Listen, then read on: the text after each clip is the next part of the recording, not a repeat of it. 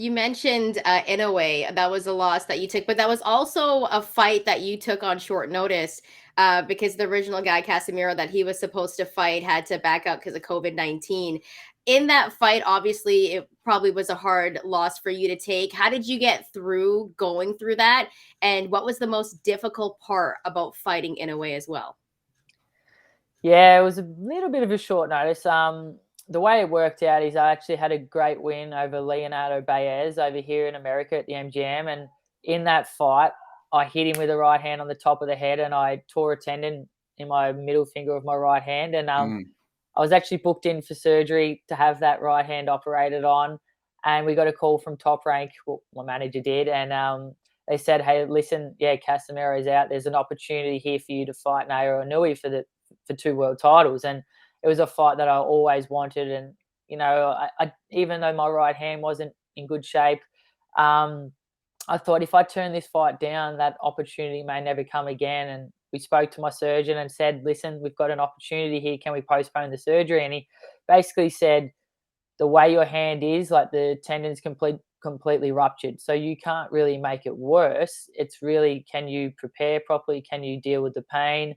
And I just said, "Yeah, let's do it. Like I'll handle the pain and I'll prepare as absolute best I can because this is an opportunity of a lifetime." And got in there and I felt great. I had obviously had to sort of, I guess, alter my preparation. I didn't do as much sparring as I would have wanted. I didn't do a lot of pad work because my hand was sore, but I still prepared well, and I still really believe that I had what it takes to beat Inoue on that night. But he's a special fighter, and I think I've got to give him credit. He may at that time have just been better than me anyway. So I'm not going to use that right hand as an excuse, but you can't go in there against someone like that who's a once in a generation talent with an injury and not be 100%. But I'm still proud of myself for taking the challenge and not shying away from it. A lot of people would have run from that fight, but I wanted that challenge because I want to achieve something special in this sport.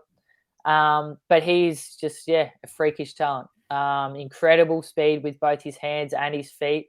I found it very hard to get close to him, to get into my range, to let my shots go. And then the moment I thought I was safe, I guess his closure speed, to go from outer range to into range to land his punches was incredible.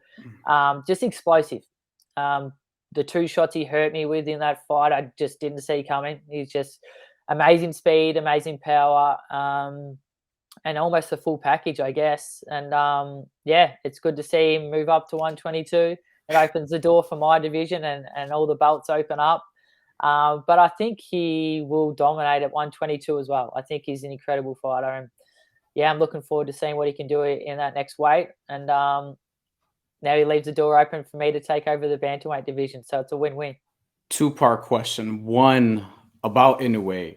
What can you, beyond obviously your description now, but for somebody who doesn't fight, because we have people who listen to this, majority of whom aren't boxers, and they're fans, some of whom are casuals and may not be as familiar with Inoue.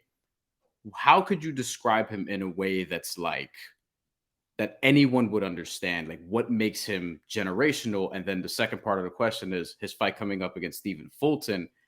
You think he's going to dominate at 122, and he's going in there against probably the best at 122 right off the bat.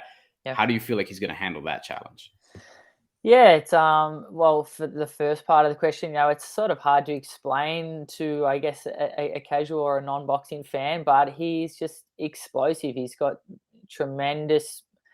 like tree trunk legs and these thick calves, and he just explodes off these feet and gets in and out of range so quick, and his speed and his power is just explosive.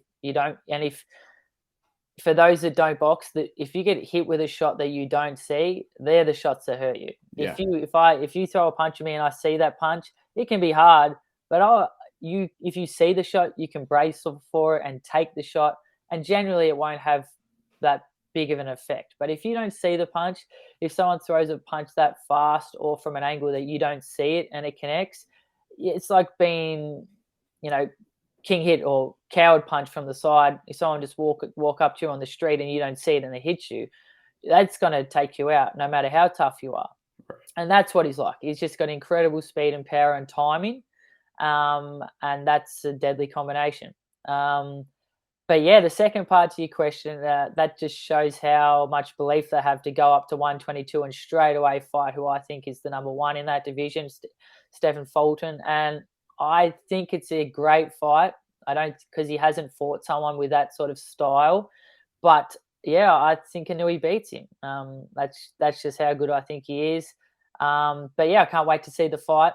But yeah, I mean, I think he wins that fight, and then Tapales, who just won the other two belts, I think he beats him quite comfortable too. So it's a pretty quick road to being undisputed at 122 as well. So he's to be undisputed at 118 and 122 already, it's incredible.